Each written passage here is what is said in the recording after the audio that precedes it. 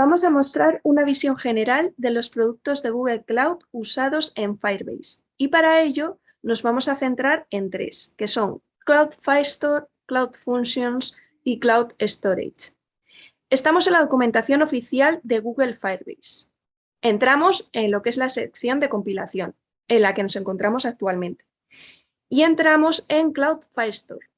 Entonces, vamos a ir a la sección de comenzar para ver de una forma resumida cómo funciona el servicio de Firestore.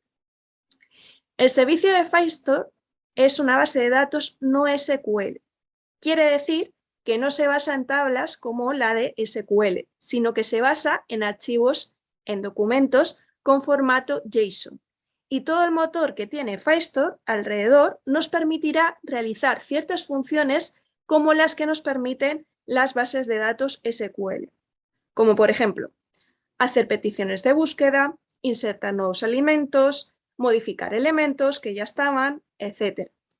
Firestore funciona de dos modos principales. El primero es el modo de prueba y el segundo, que es el modo de bloqueo. El modo prueba permite acceder a un navegador a los contenidos que tenemos almacenados en Firestore. ¿Para qué sirve esto? Pues para que podamos ver de una forma sencilla si las interacciones que está haciendo nuestra aplicación con Firestore son las que estamos esperando. Simplemente accedemos con el navegador a la URL de Firestore y vemos el contenido. El modo bloqueo lo que hace es que sea imposible acceder a los datos si no es a través del SDK de Firebase. De este modo, las aplicaciones en producción deberían tener el modo bloqueado y las aplicaciones en desarrollo deberían tener el modo prueba. Aquí vemos un ejemplo para poder incluir Firestore en nuestra aplicación de Android. Vemos cómo nos muestra varios ejemplos en varias plataformas diferentes. Nosotros nos centramos en la versión de Kotlin de Android.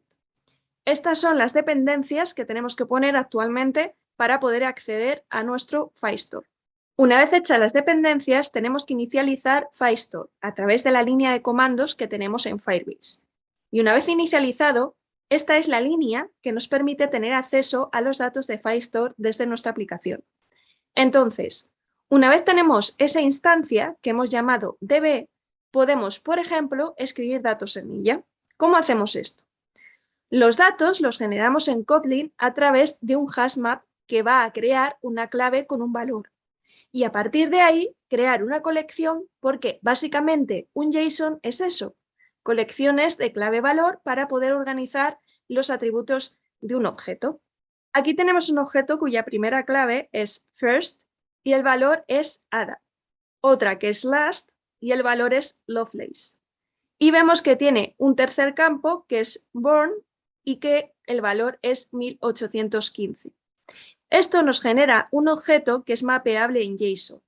Ahora, cuando accedemos a users, que es la colección que hemos creado, le estamos pidiendo que añada un usuario y ese usuario es el objeto que hemos creado anteriormente. Esta llamada realiza la petición a Firestore para poder almacenar este dato y lo que nos devuelve son dos posibles llamadas. Un listener cuando hay éxito y un listener cuando ha habido algún problema a la hora de almacenar el usuario. Con esto tenemos el proceso de escribir un elemento dentro de nuestro store de users. Aquí tenemos otro ejemplo para almacenar otro usuario, que es muy parecido porque básicamente estamos haciendo lo mismo. Sin embargo, hay una pequeña diferencia, que es la existencia de la clave middle con el valor Madison, en este caso, que en el caso anterior no existía. Esto lo podemos hacer gracias a que, como estamos utilizando una base de datos no SQL, podemos tener diferentes objetos dentro de una misma colección con diferentes campos. Esto es algo que nos permite tener una versatilidad que es inviable con las tablas, pero también es cierto que nos genera una serie de datos que en algunos casos no están construidos. Es decir, el ejemplo anterior no tiene una clave middle y por lo tanto no todos los elementos de nuestra colección tienen los mismos parámetros. Para poder acceder a los datos que hemos escrito, vamos a ver este ejemplo que es bastante sencillo. A través de la variable que hemos creado al comienzo, que es db, le pedimos collection users. Hacemos un get y entonces el listener que obtenemos cuando hay éxito en la operación es un add-on success listener y el listener que obtenemos cuando ha habido algún problema es add-on failure listener con una estructura muy parecida cuando escribimos. Cabe destacar que en todo este proceso, dentro de las reglas que están dentro de nuestro Firestore, tenemos que decidir qué requisitos tiene que cumplir un usuario para poder escribir, leer o acceder a los datos. Esto lo hacemos también en la consola de nuestro Firebase. De hecho, lo podemos ver aquí. Entramos en nuestra consola de Firebase y si nos metemos en Firestore Database, pues tenemos tanto los datos, que ya tenemos agregados usuarios, y por otro lado tenemos las reglas. En este apartado de reglas es donde pondríamos las reglas para aceptar que un usuario pueda escribir o leer en nuestro Firestore. Con esto hemos visto una forma muy resumida Firestore. Vamos al siguiente apartado, que serían los Cloud Functions. Un Cloud Function lo que nos permite es ejecutar código en el backend a partir de peticiones que estamos realizando. Entonces, para ello lo que vamos a hacer es crear funciones que se ejecuten en Node.js y esas funciones las vamos a poder llamar desde cualquiera de nuestras aplicaciones mediante una URL que puede tener diferentes formatos. Dichas funciones pueden buscar datos dentro de un Firebase o hacer una petición a un servicio de terceros, etc. Nuestras funciones, como hemos comentado, las realizaremos en el apartado de terminal. Vamos a generar en nuestro proyecto las funciones a través de una herramienta que tenemos en la consola con la que podemos generar una función y subirla a nuestra plataforma. Tenemos un ejemplo aquí en el que primero nos estamos instalando Firebase Tools, que son las herramientas que necesitamos en nuestro terminal para poder ejecutar estas funciones. Y luego le estamos indicando, primero mediante Firebase Login para loguearnos en nuestra cuenta, y luego, mediante Firebase init Firestore, estamos diciéndole que genere un proyecto, una estructura de proyecto, para poder tener estas funciones. Cuando hacemos Firebase init functions, lo que conseguimos es tener la estructura de directorios y de archivos para poder empezar a utilizar las funciones. La estructura de funciones o directorio del proyecto para las funciones es la que tenemos ahora mismo en la pantalla, en la que en el directorio raíz de nuestro proyecto tenemos el Firebase JSON, que escribe las propiedades de nuestro proyecto de las funciones Firebase, y tenemos una carpeta específica de functions. En esta carpeta, los actores relevantes son el package JSON, que tiene las dependencias de las funciones, y el index.js, que es el punto de partida en el que empezamos a escribir funciones. El directorio Node Modules es el directorio donde se almacenan todas las librerías que vamos a utilizar con las funciones. Lo que más nos interesa es qué tenemos que hacer con index.js. Para poder empezar a trabajar con index.js, tenemos que darle dos dependencias que va a utilizar sí o sí nuestra función de Firebase, que va a ser functions, que viene de Firebase y Firebase Admin. Con estas dos librerías podemos empezar a trabajar con los servicios de Firebase en nuestro proyecto. Tenemos aquí un pequeño ejemplo en el que se llama a la función addMessage. Esta función lo que hace es recibir un objeto que es request, que tiene la petición que estamos haciendo en nuestra aplicación, y devuelve un objeto res de resolve que da la respuesta a la petición del usuario. A través del request vamos a poder conseguir los parámetros e incluso el contenido del paquete que tiene la petición del usuario, y a través de la respuesta o response vamos a poder enviarle el feedback al usuario. Tenemos otro ejemplo que es makeUpperCase, en el que vamos a recibir cualquier tipo de cadena y lo vamos a pasar a mayúsculas.